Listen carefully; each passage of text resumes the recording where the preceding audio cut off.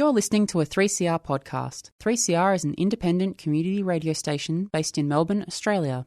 We rely on the financial support of listeners like yourself to keep going. If you'd like to support diverse voices on your radio, go to www.3cr.org.au for more information and to donate online. Stay tuned to hear the rest of your 3CR podcast. Evil minds that plot destruction, sorcerer of death's construction, in the fields of bodies burning, as the war machine keeps turning, death and hatred to mankind, poisoning their brainwashed mind. Welcome to the Anarchist World This Week, broadcast across Australia on the National Community Radio Satellite. Listen to the Anarchist World This Week, Australia's sacred cow slaughterhouse. Listen to analysis of local, national, international events. Listen to analysis you'll never hear anywhere else.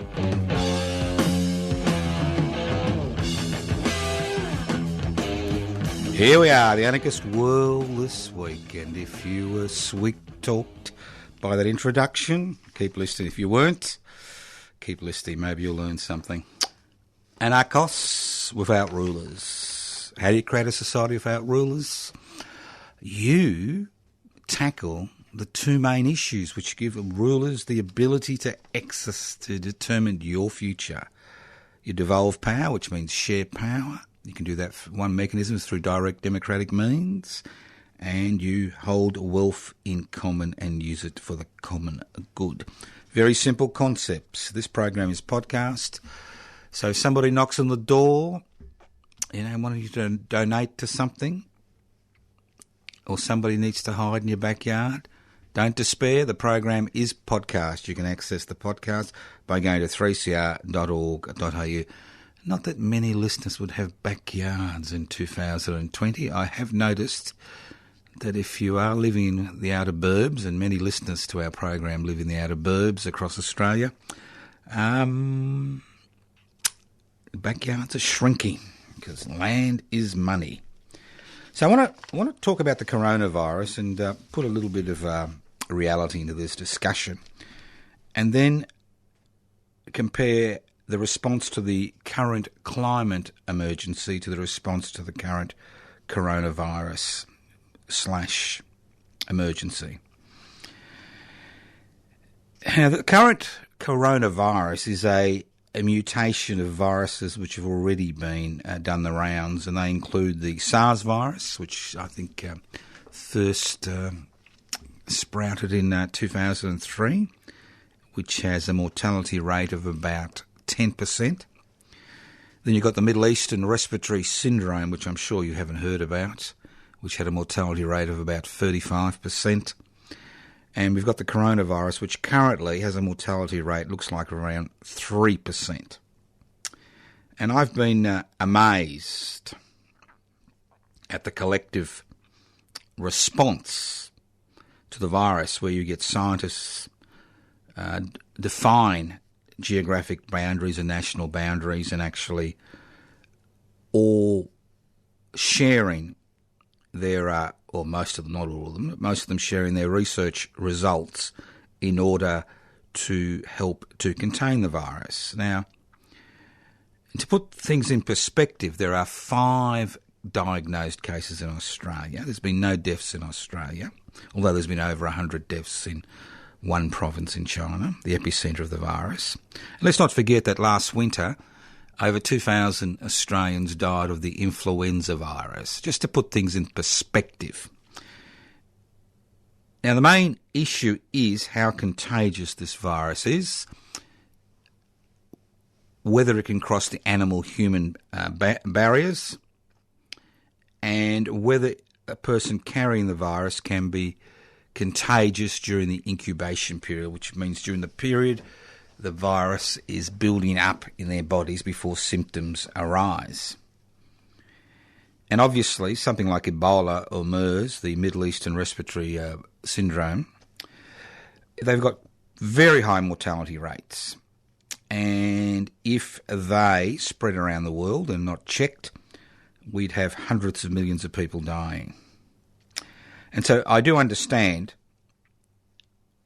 the problems that occur when you've got a pandemic, which is a fancy word for saying an epidemic which crosses national boundaries and which affects the whole world.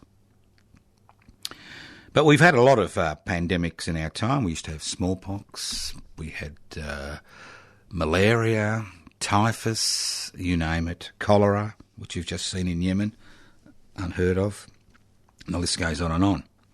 So putting this in context, most of the hysteria surrounding the coronavirus is hysteria because to date the facts are simple. One, there was animal to human transfer, as we saw in the Hendra virus on the outskirts of Brisbane about 15 years ago, but the mortality rate for the Hendra virus was almost 100%, about 80%. I think 5 people contracted it and 4 died.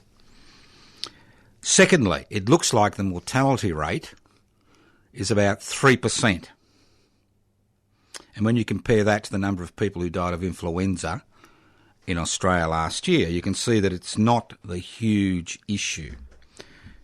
The debatable point is whether the virus, if somebody carrying the virus can actually be contagious during the incubation period. If that is true, and there's more and more information coming out to support that fact, it makes the virus very hard to contain, although the Chinese authorities have locked down a number of cities in China.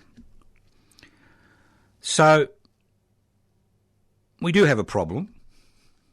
It's not a huge problem at this stage, and even if there was a pandemic of the coronavirus, its impact in terms of human population would be limited. And not unlike the influenza virus, which occurred after the Second World War, where over 20 million people died within a few months. More people died in the Spanish flu outbreak in 1919 than died during the whole course of the war in World War One. So the thing is, it is a problem. It's not an emergency at this stage. It could become an emergency. People are working collectively in order to contain the virus.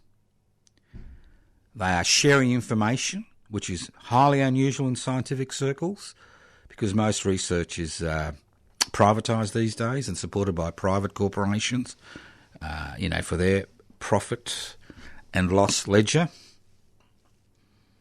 So we are seeing the best of human nature in terms of tackling an issue which crosses boundaries. Now let's look at the climate. Let's compare this to the response to the climate emergency. Now, we have known for over 4 decades there are escalating changes occurring in the climate. We know that. But the response has been abysmal at a national level and an international level. And every time the major nation-states come together regarding doing something about increasing CO2 emissions, the response is minimal. And when you look at Australia's response, it's particularly pathetic.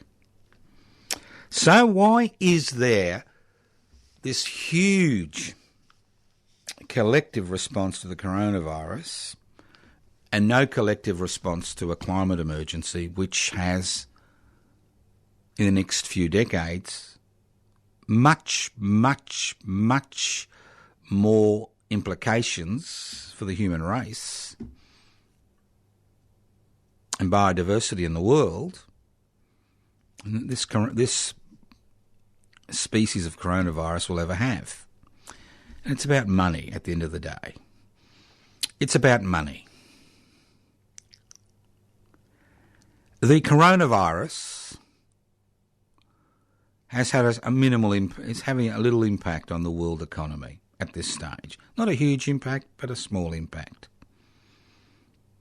But if we tackle climate change, it will have a huge impact on many global, international and transnational corporations, their bottom line, because they've invested heavily in techniques and technologies which are producing CO2. So they're resisting tooth and nail any attempt to reduce CO2 emissions. We get into the ludicrous situation where we've been asked to actually bail them out financially because they've made, that particular choice. So you can see how, as a planet, as a species, we respond to emergencies or possible emergencies. That if it means taking a hit to profitability and making major structural changes, people in authority and who exercise power because of inequalities in power and wealth will struggle tooth and nail not to make any changes. Now, the coronavirus does have an impact. It has an economic impact, especially for Australia, which has extensive contacts and relationships with China. It has impacts on the student population in terms of students coming here. It has impacts on tourism, huge impacts on tourism, especially as the tourist industry is trying to recover from the bushfire emergency we've seen in Southeast Australia mainly, and South Australia and Kangaroo Island and bits and pieces of West Australia and Queensland. So think about it. Just think about it. It's a little bit like you may have a red-backed spider in the house. That's your coronavirus. You can actually deal with it. And then you've got a tsunami coming down on your house. It's a bit too late to deal with it when the tsunami's arriving. So this differential response, I think, highlights the very essence of what is wrong with our world. It highlights the fact that profit comes before everything. And why? Well, I want to talk about capitalism today. I know it's not a very popular subject, capitalism. So what is capitalism? I mean, we throw words around, we never define them. Let's define it. Capitalism is an economic system in which the production and distribution of goods and services depends on invested private capital making a profit. It's about private capital, which means capital which is owned by individuals or corporations, and the investment of that capital to make a profit. So what we've seen over the last 4 decades, we've seen the triumph of capital over labour. 4 decades ago in Australia, for every dollar that was invested, that's capital, every dollar that was invested, any profits that were made, 2/3 would go to the labour force which made that profit, 1/3 would go to the person who put up that private capital to make that profit. 40 years later, as a direct consequence of the deregulation, privatisation, globalisation, corporatisation revolution, and it is a revolution which has swept over this land and across the planet, what we now see is for every dollar of private capital which is invested and profits are made from that dollar, 2/3 of that dollar goes back to the investor, and 1/3 stays with the people who provide the labour to create that profit. It's very simple. And this has occurred, especially in Australia, for a variety of reasons. It's occurred because of our immigration program, our 457 visa program. It's occurred, which are designed to provide pools of cheap labour in the community, which keeps wages artificially low. And we've seen that today, where we live in an economy where there's minimal wage growth. Although bills keep going up, the amount of money in your pocket at the end of the day, irrespective of low interest rates, irrespective of tax cuts, still doesn't seem to be able to meet your financial liabilities at the end of the month. So it's an issue. And then we've had legislation which has been put in place, which has basically outlawed trade unionism. We still have trade unions, but they don't actually have any capacity to work effectively in the community to raise wages and improve conditions. And in situations like the construction, forestry, mining, maritime, energy unions, CFM, MEU, what we are seeing is governments trying to introduce legislation to actually strip them of what little power they still have. At the same time, we have legislation which is passed in Parliament which rewards people with disposable income, that's capitalists, rewards them financially through the taxation system, rewards them financially through, tax credits, through franking credits, through negative gearing, and the list goes on and on. So the whole way society functions has been changed.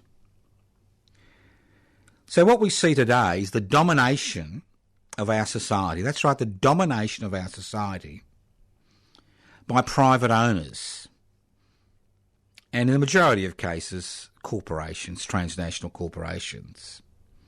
So private owners of capital and production whose only responsibility is to create ever-increasing profits for their shareholders. And what we've seen over the last few decades is the incorporation of the Australian workforce into the very system that exploits their labour, into that very system, through the creation of superannuation funds, which are basically people paying for their own retirement at the end of their lives, not the state rewarding them, for their contributions to society over a lifetime of work, but through funneling most of that money into the stock market, shares, stocks and bonds, which is basically capital for private owners. So what has successfully occurred is that every Australian worker, whether self-employed or employed by somebody else, is now a little capitalist because of their investment in the stock market through their superannuation funds. And what we've seen with the decrease in interest rates and the explosion of prices for housing, what we've seen is, and low interest rates, we've seen more and more and more and more funds flowing to the stock market. So if you live in a society where capitalism, as I said, is an economic system in which the production and distribution of goods and services depends on private investors making a profit. Very simple. It's a very simple definition. Even an idiot like me can remember that. So,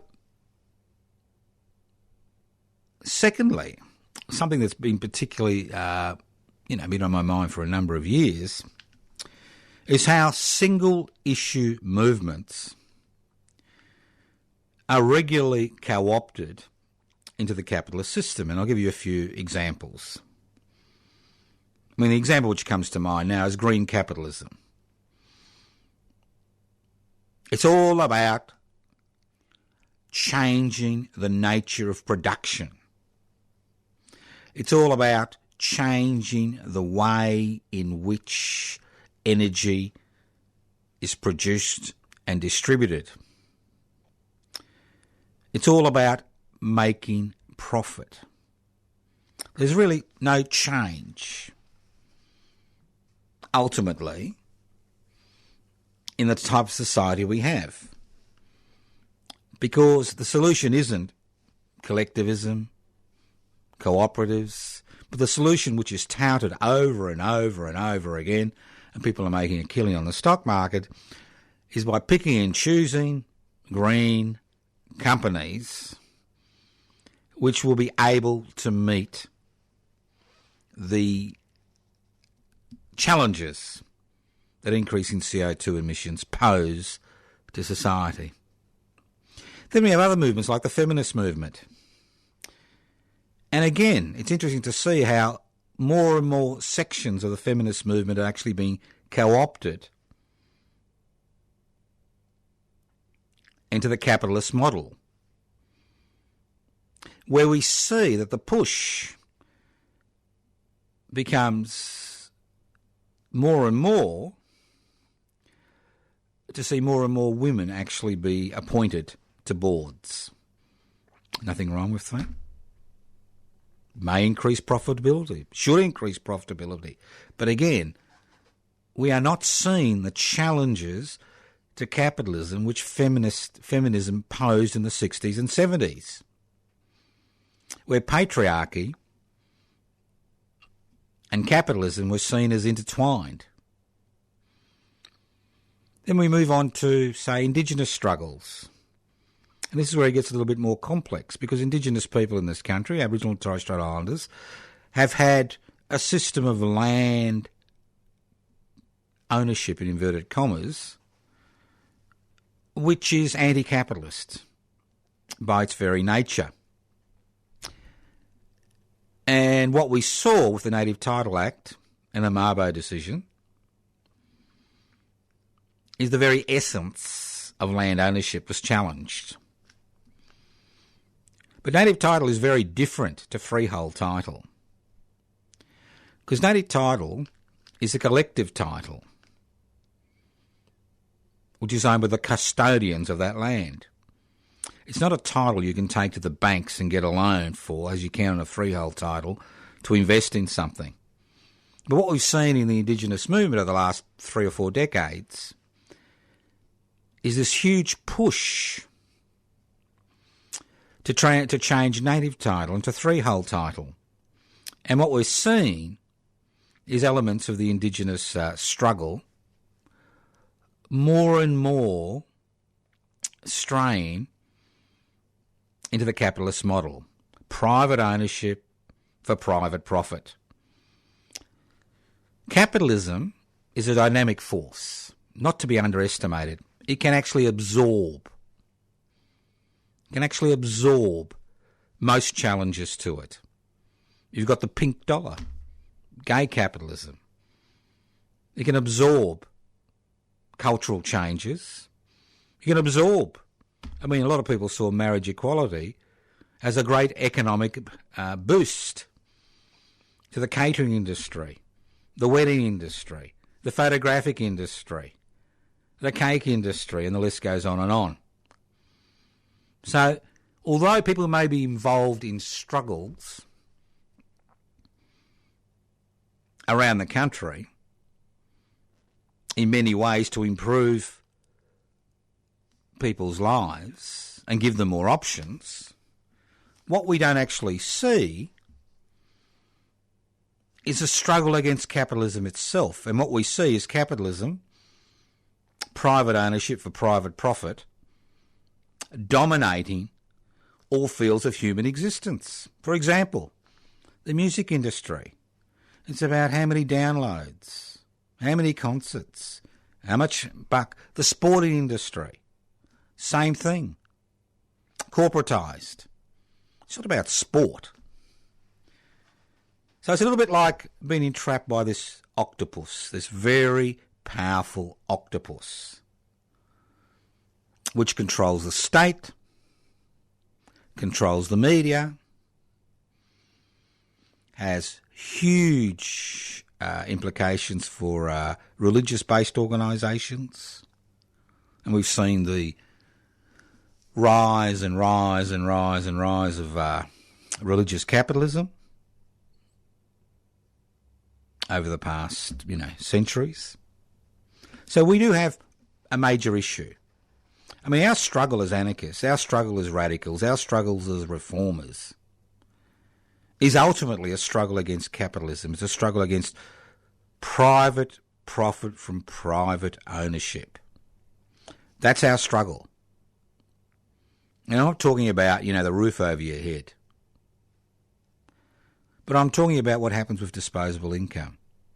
How it's channeled into these businesses which are basically anti-human at the end of the day, which do more damage to the world than any coronavirus could do. Listen to the Anarchist World this week, broadcast across Australia via the Community Radio Network. This program is streaming live on 3cr.org.au. That's 3cr.org.au. The program is podcast. You can access the podcast by going to 3cr.org.au. The program is broadcast across Australia via the Community Radio Network. It's streaming live on 3cr.org.au. A few contact points. You can go to a few Facebook pages. You can go to my personal Facebook page, Joseph Toscano, or Toscano the Public. No, you won't learn much about me, but you will learn a lot about activities I'm involved in, okay? So if you want a bit of goss, it's not the Facebook page for you. Also, Facebook pages, Defend and Extend Public Housing, everybody's business, Public Interest Before Corporate Interests, YouTube channel. I try to do a presentation a week. Sometimes it's good and sometimes it's bad, but have a look at it. Public Interest Before Corporate Interests, YouTube channel, Twitter, Pibci, PIBCI_AU. Don't use that much. You can always leave messages on 0439 395 489, 0439 395 489. And yes, you can write to Post Office Box 20, Parkville 3052. And if you want to join Public Interests Before Corporate Interests, that's Pibci, Public Interest Before Corporate Interests. Hopefully we'll be registered as a federal political party by the end of the year, once we get the necessary membership of 550 people on the federal electoral roll. Go to pibci.net, download the application form. Ain't computer literate, want to be a member, you can always write to me at Post Office Box 20, Parkville 3052, send you out a membership form, or you can leave a message on 0439 395 489. This program is streaming live on 3cr.org.au. You're listening to Joseph Toscano on the Anarchist World this week. Now, this week is the beginning of school. It's a preoccupation for me when I was younger, but it's not a huge preoccupation, but it does worry me. And it does worry me because we supposedly live in a very, very, very rich society, supposedly. If we forget the 30% of Australians who rely on social security benefits to survive, and if we forget about the 700,000 children who are living below the poverty line, and if we forget about the billions of dollars which are pumped into the private education system, it's the beginning of school. Now, I've been around a long time. Let's be realistic. And I'm a little bit concerned. Well, I've always been concerned, but a little bit more concerned. I'm more concerned about this at the minute than I actually am about the coronavirus, to be honest, okay? I'm very concerned about the 700,000 children living below the poverty line who need to go back to school this week, who need to find money for uniforms, who need to find money for books in a so-called free education sector, who need to find money for transport. It's exceptionally concerning because we do live in a society which is based on a handicap race.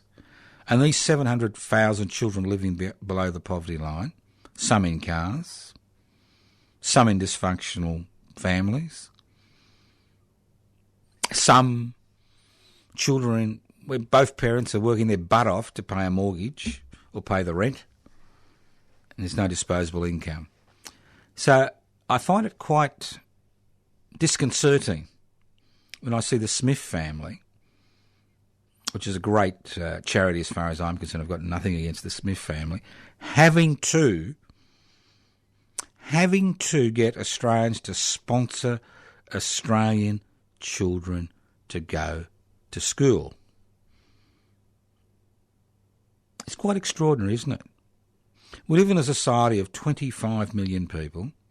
I think it's 25.4 million at the minute, living on a continent, resource-rich continent, and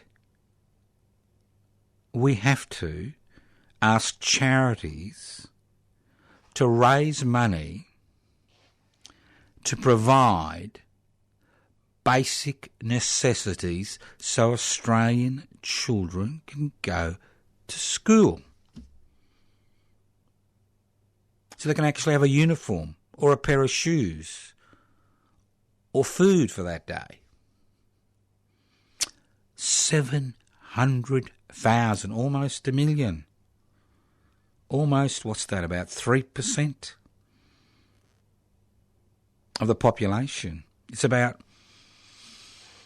maybe about 10% of the children in this country, maybe 15%. That we have allowed this to occur. We have allowed this to occur. You and I have allowed this travesty,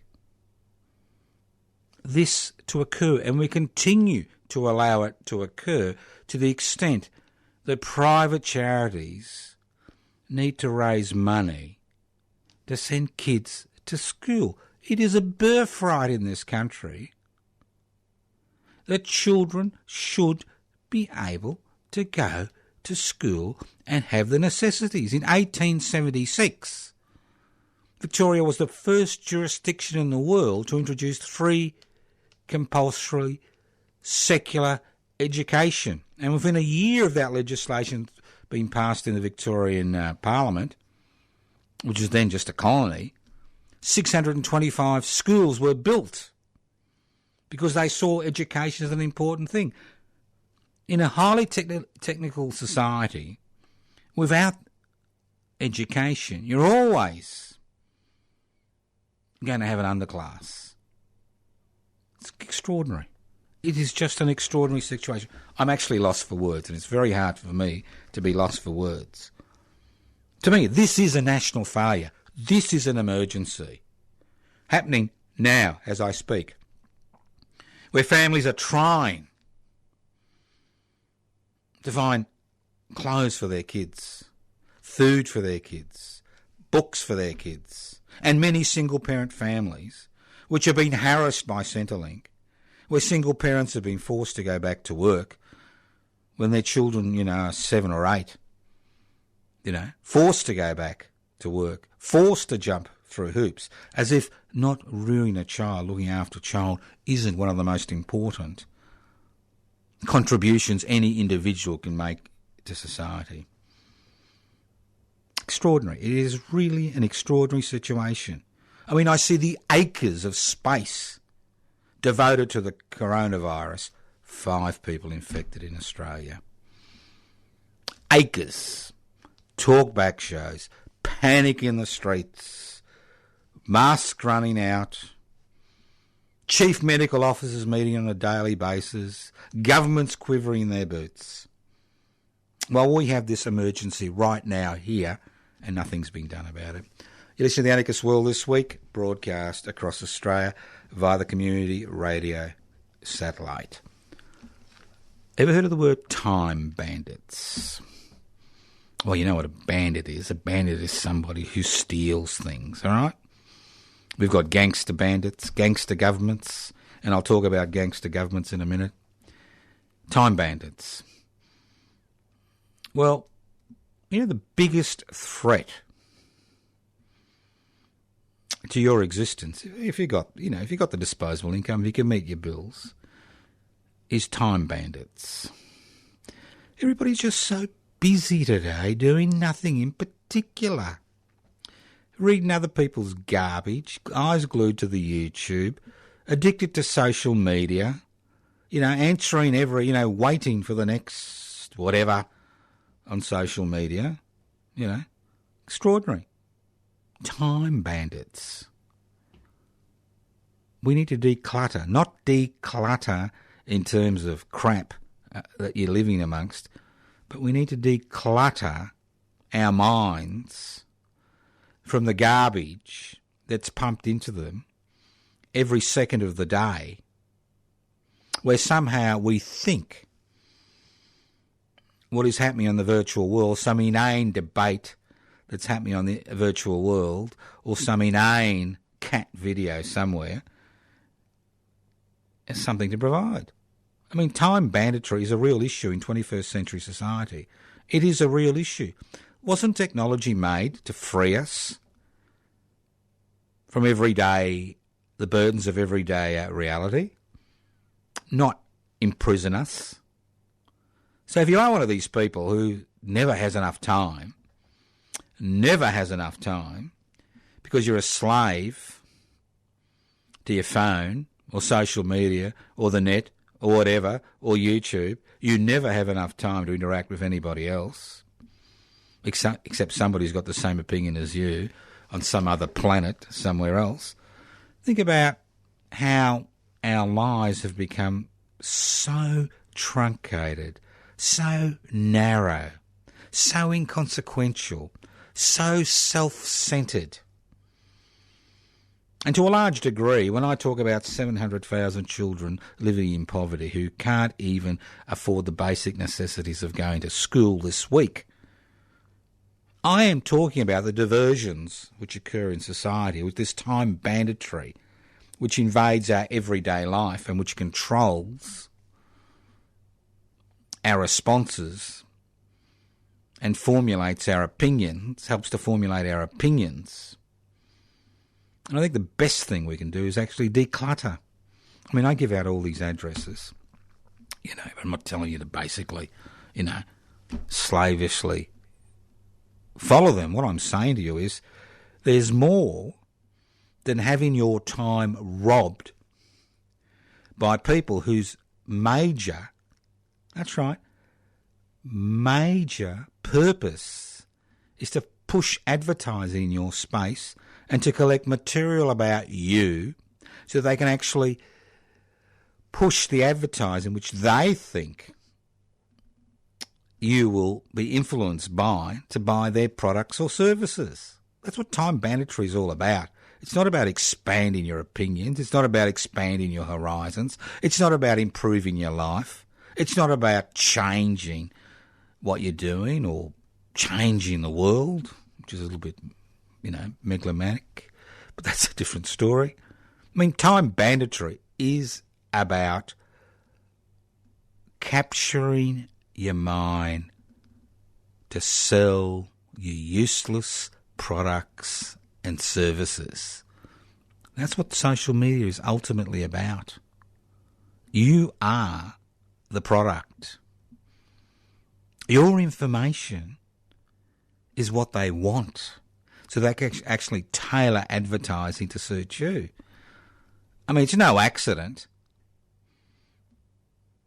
that if you look at one ad for one thing, there'll be 16,000 ads of the same thing in the next few days. It's no accident at all, because that's what it is. So buy back your time. Switch off social media. Go to events in the real world. Have a cup of tea with a friend or a drink or a beer. Have a barbie in the backyard. It can be a vegan barbie or a prawny barbie. It's up to you. But that's the essence.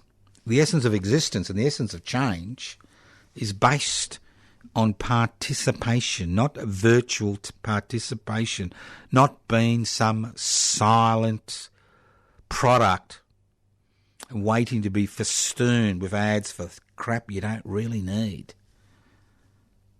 And that's why it's important that people do participate in real-life events and get involved in real-life events and get out there and shoo the time bandits away. You don't have to kill them. You don't have to hang them.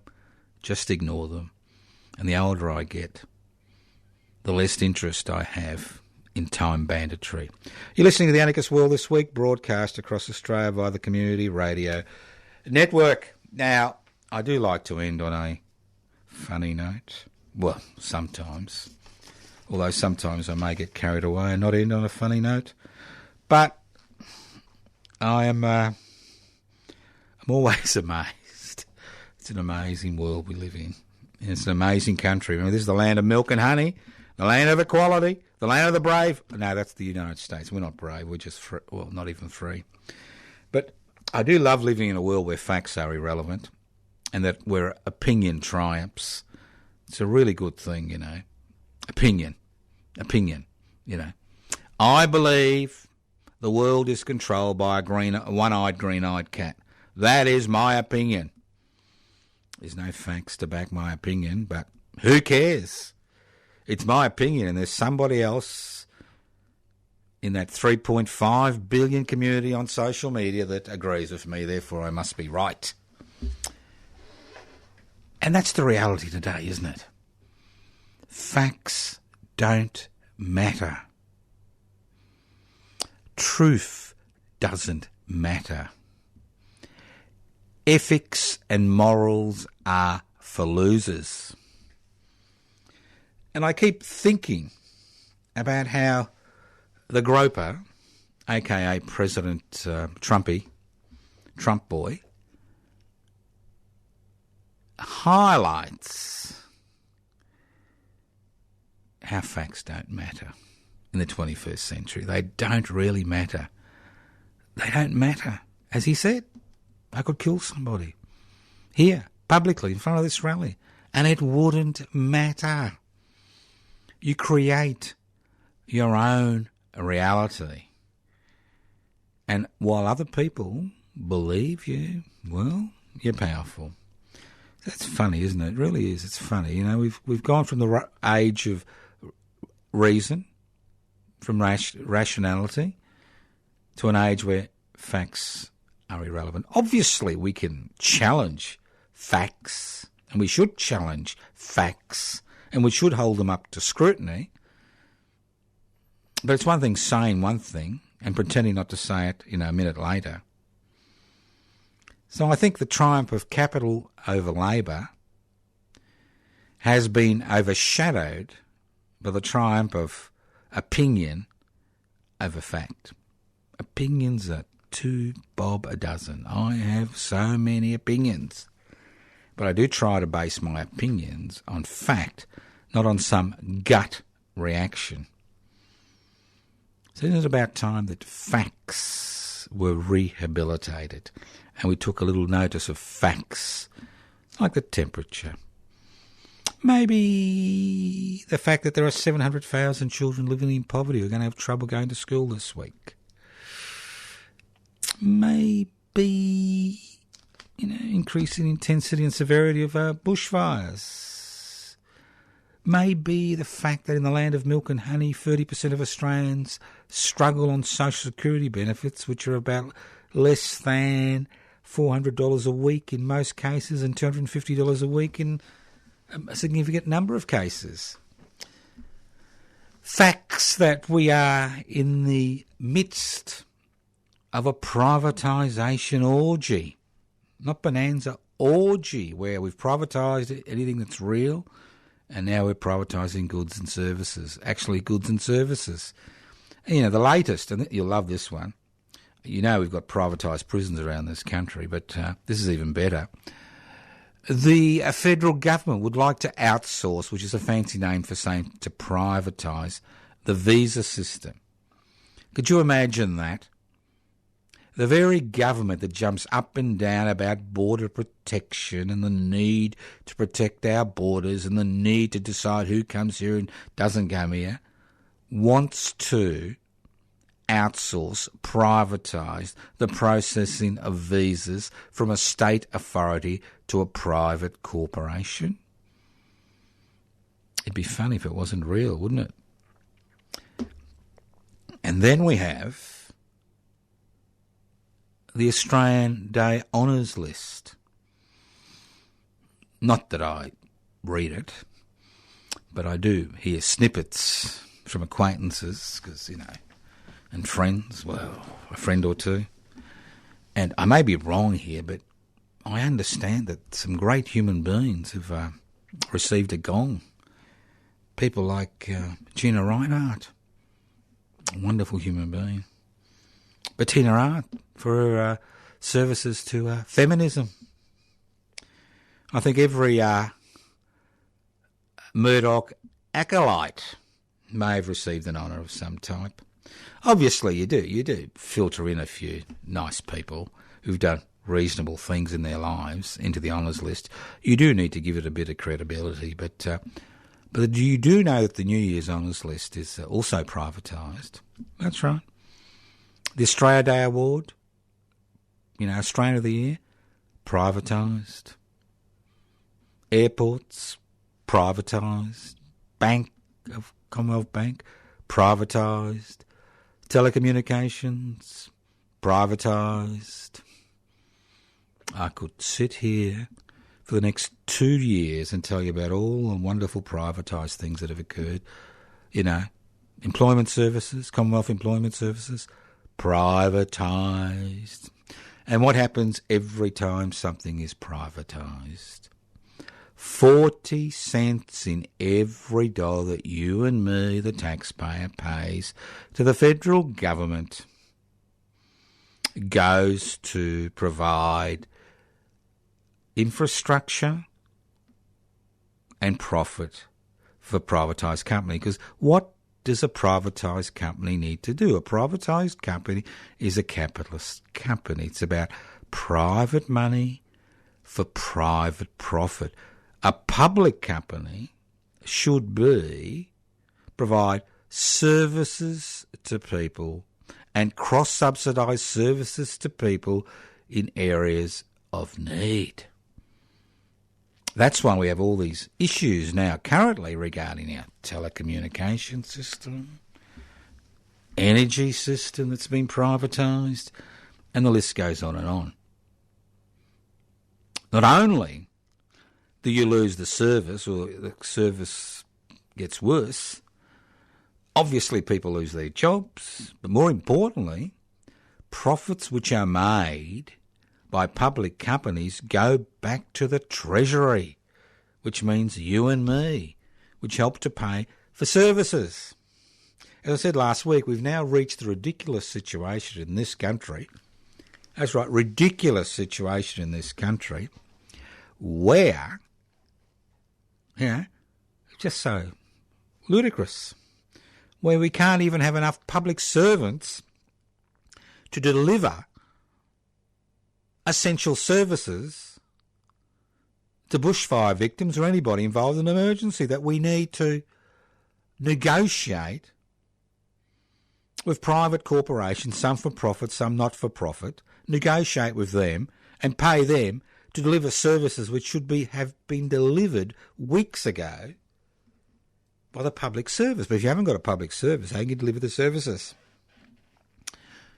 And then, talking about gangster governments, we have a gangster government. I mean, I thought fraud was a criminal offence, but maybe I'm wrong. Maybe I could pretend to be the Prime Minister of Australia. No, I'm not Scotty from advertising. I don't want to be Scotty from advertising. I mean, I've got some ethics. Well, not many, but a bit more than Scotty from advertising, but that's a different matter. He goes to church, so it's okay. Now, Madam Mackenzie, the Deputy Leader of the National Party. Unbelievable, isn't it? Now, she's done nothing wrong, nothing illegal, nothing against, no ethical or moral considerations here, but the dear lady pushed Scotty from advertising over the line. we all wondered about all that funny voting around the place. Now, Madam Mackenzie had $100 million as the sports minister. She had a committee which made certain recommendations which were based on need for sporting clubs. Now, Madam Mackenzie, a few weeks before the election, decided that why waste all this good money on all those stupid Australians who live in federal electorates which don't belong to her party, which are not marginal. Why not splash a bit of cash and give it to some wonderful club with a few hundred members or a few thousand members in a particular electorate a few weeks before the election is called in order to buy their favour, maybe buy their votes? So every time you now see Scotty from advertising talk to you, think about the reasons behind Scotty's election. The Murdoch media pushing their agenda through their ventriloquist doll, Scotty from advertising.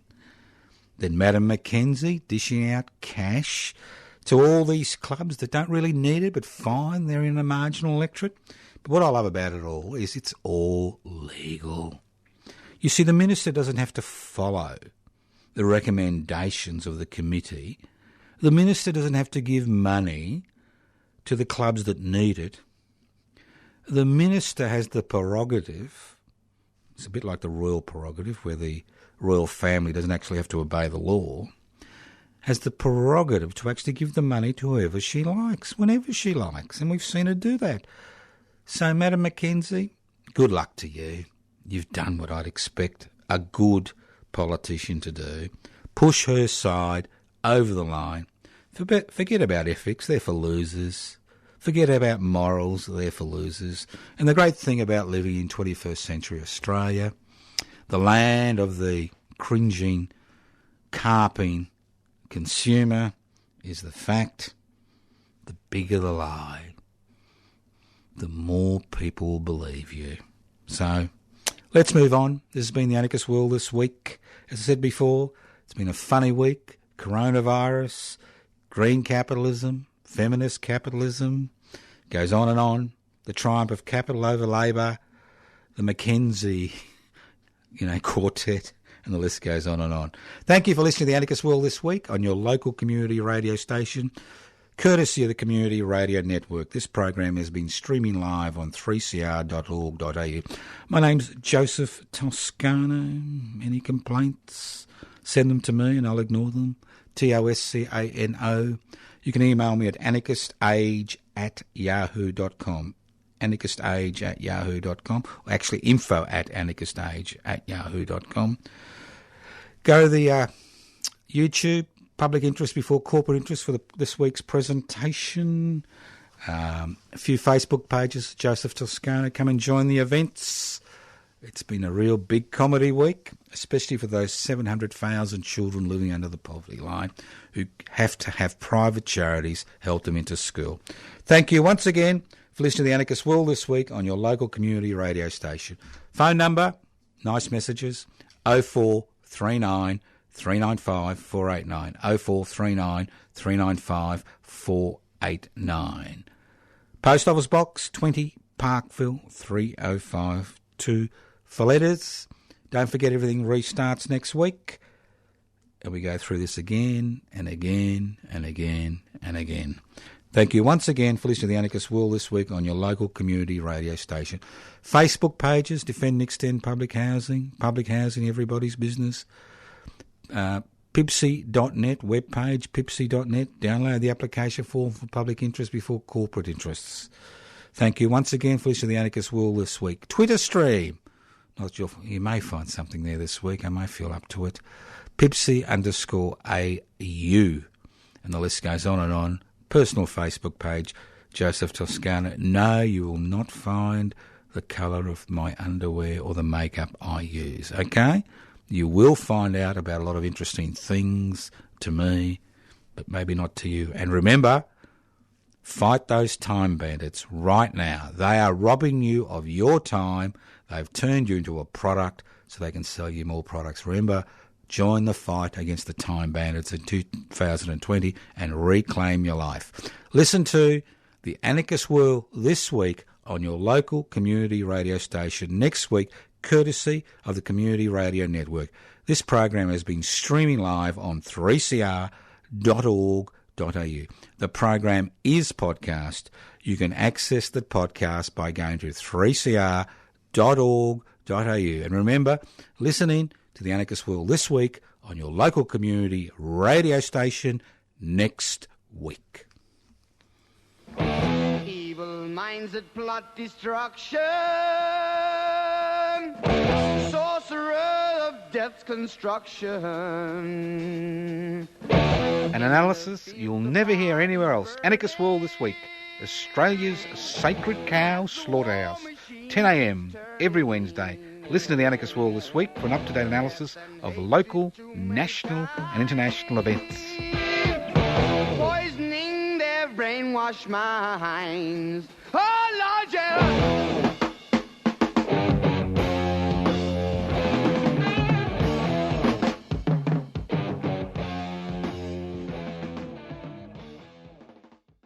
You've been listening to a 3CR podcast produced in the studios of independent community radio station 3CR in Melbourne, Australia.